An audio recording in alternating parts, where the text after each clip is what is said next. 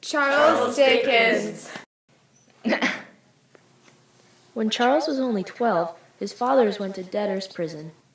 This changed his life.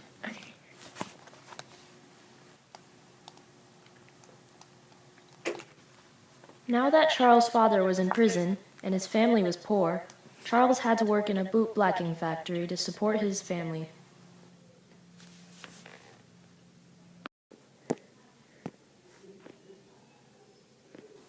What is a debtor's prison? Why did Charles' father have to go there?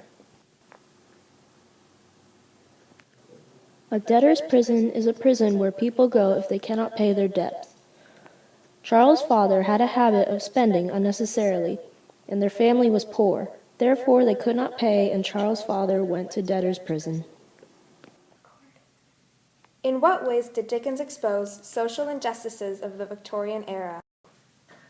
Charles Dickens was sensitive to social injustice in the world around him from his experience of having to work in a bootblacking factory at a young age. When he grew up, he used his fame as a novelist to bring awareness to the injustice he observed, writing about the bad treatment of children in Victorian England, poverty, and the unjust treatment of industrial workers that was caused by the snobbish people of Victorian England.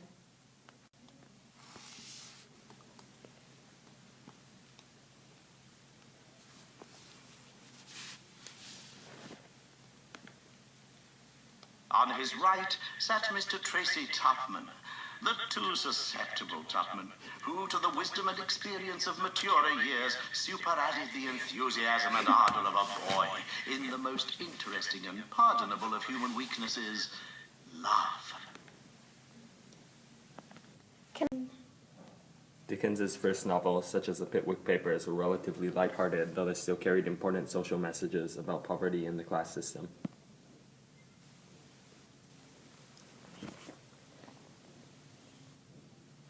However, over time, his work grew gradually darker and darker. He began to carry deeper messages about poverty and justice towards the poor.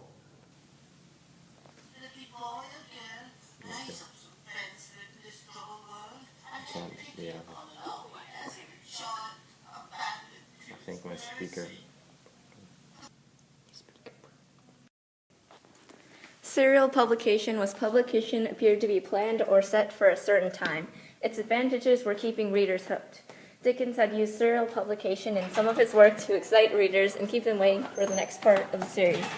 In fact, he had begun to make it more popular for other writers to use as well.